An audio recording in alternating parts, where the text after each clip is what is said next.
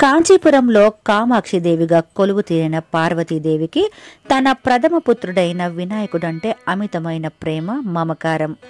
ప్రాచీన కాలంలో ఈ కాంచీపురాన్ని మొదటగా పరిపాలించినది ఆకాశభూపతి అనే రాజరాజన్. ఆయన కామాక్షిదేవికి పరమ భక్తుడు. సదా దేవి చరణములే శరణాగతి అని నమ్మినవాడు.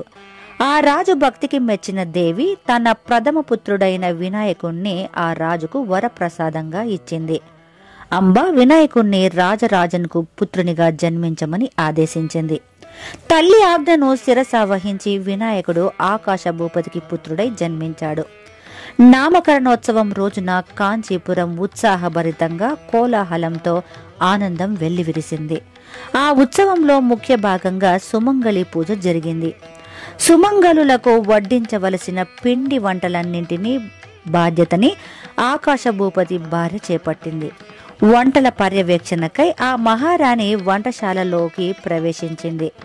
భోజనాలు చెయ్యబోయే సుమంగళులంతా సాక్షాత్తు కామాక్షిదేవి స్వరూపమని, అందువలన వంటకాల విషయంలో ఏ కొరత ఉండకూడదని రాణి ఆదేశించింది. తయారవుతున్న ప్రతి వంటకాన్ని స్వయంగా దగ్గరుండి పర్యవేక్షించింది. తన చేతితో వండి కొన్నింటి నాణ్యతను పరిశీలించి చూసింది. ఆ సమయంలో రాణిగారి చేతి ఉంగరంలో నుండి ఒక బంగారు మువ్వ రాలి ఆ వంటలలో కలిసిపోయింది. ఇది ఎవరూ గమనించలేదు. సుమంగళి పూజ అయిపోగానే ఆకాశభూపతి స్వయంగా సుమంగళులందరికీ వడ్డించసాగాడు. ఆ సమూహం మధ్యలో ఒక ముత్తైదువు తనకు బాగా తెలిసిన స్త్రీ వలె గోచరించింది. తేజస్సు ఉట్టిపడే ఆ వదనాన్ని రెప్పవేయకుండా కొన్ని క్షణాల పాటు చూస్తూ ఉండిపోయాడు రాజు. అది గమనించిన ఆ స్త్రీమూర్తి నర్మగర్భితంగా నవ్వుతూ ఆకులో వడ్డించిన ఒక మోదకాన్ని తీసి నోటిలో వేసుకుంది. భూపతి రాజుకు ఆ స్త్రీమూర్తి ఎవరో తెలుసుకోవాలనే తహతహ ఎక్కువైంది. ఆలోచిస్తూనే సుమంగళి పూజలు కొనసాగించాడు. హఠాత్తుగా గర్భగుడిలో ఉన్న కామాక్షిదేవి ముఖారవిందం, పంక్తిలో భోజనం చేస్తున్న ఆ ముత్తైదువ వదనం ఒకేలాగై ఉండటాన్ని రాజు మనసు గమనించింది. అదిరిపాటుతో భూపతి చేతిలోని పూజా సామాగ్రి వదిలివేసి అంబిక ఉన్న పంక్తి వైపు పరిగెట్టాడు. అంబిక అక్కడ కనిపించలేదు. కానీ భవనానికి వెలుపల పెద్దగా వాన పడుతున్న శబ్దం వినిపించింది. కానీ పడుతున్నది వాన కాదు, బంగారు కాసులు వర్షిస్తున్నాయి. మహారాణి చేతి నుండి రాలిపడిన బంగారు మువ్వ మోదకంలో కలిసిపోయింది. ఆ మోదకం సరిగ్గా అంబిక భుజించే ఆకులోనే పడింది. ఆ బంగారు మువ్వ కలిసిన మోదకాన్ని అంబిక ఆరగించగానే కాంచీపురం సహా తొండై మండలం అంతా అమ్మవారి కరుణా కటాక్షాలతో బంగారం వానగా కురిసింది.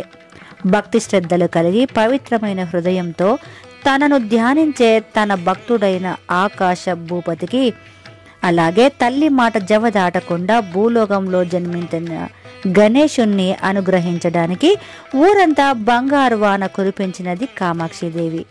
దీనికి కృతజ్ఞతగా ఈనాటికి భూలోకంలో జన్మించిన వినాయకుడు శిలారూపంతో తుండీర మహారాజు అనే పేరుతో కామేశ్వరి దేవిని పూజిస్తూనే ఉన్నాడు. కాంచీపురం వెళ్ళిన వారు అక్కడ ఈ శిల్పాన్ని దర్శించవచ్చు.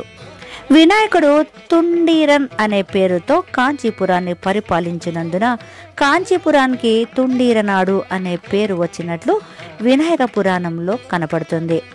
అమ్మవారి కరుణతో మాట వచ్చి అమృతతుల్యమైన కవిత్వాన్ని అశువుగా చెప్పిన మూకర్ అనే కవి తుండీరాఖ్యే మహతి విషయే స్వర్ణవృష్టి ప్రధాత్రి అని మూక పంచతి స్తుతి శతకంలో ఆరంభ శ్లోకంగా వర్ణించాడు. ఈ సంఘటన జరిగిన చాలా కాలం తర్వాత శ్రీరామ భక్తుడైన త్యాగరాజస్వామి వారు కాంచీపురానికి విజయం చేశారు. ఆయన చెవులకి ఈ చరిత్ర వినపడింది. ఆయన నేత్రాల నుండి ఆనంద బాష్పాలు ధారగా వర్షించాయి. కామేశ్వరి సన్నిధికి శరవేగంతో వెళ్లారు. అక్కడ కామాక్షిదేవి సౌందర్య రాశిగా కరుణాసాగరిగా దర్శనం కటాక్షించింది. భక్త శిఖామణి అయిన త్యాగరాజస్వామి వారికి అమ్మవారి పట్ల ఒకంత కోపం కూడా కలిగింది. జగదంబ కేవలం వినాయకునికి మాత్రమే కాదు, లోకమంతటికి కన్నతల్లి, మన అందరికీ కన్నతల్లి. ఆమెకు తన బిడ్డల పట్ల పక్షపాత వైఖరి తగునా అని వాపోయాడు. తన పుత్రుడు జన్మించిన ప్రాంతాన బంగారు వర్షం కురిపించి మిగిలిన సుతులకు అలక్ష్యానికి గురి చేయడం ఏమి న్యాయం? అందుకే తన మాతృదేవతగా భావించిన అంబిక మీద త్యాగరాజస్వామికి ప్రేమతో కూడిన అలుక లాంటి కోపం వచ్చింది. వెంటనే అక్కడ 2 కీర్తనలు వ్రాశారు. అవి వినాయకుని అనే కీర్తన, గిరిరాజసుత తనయ అనే మరో కీర్తనలో అంబికయిన్ కుమారనే అనే వినాయకుణ్ణి సంబోధిస్తూ అమ్మవారిని స్తుతిస్తూ త్యాగరాజస్వామి కీర్తనలను రాశారు.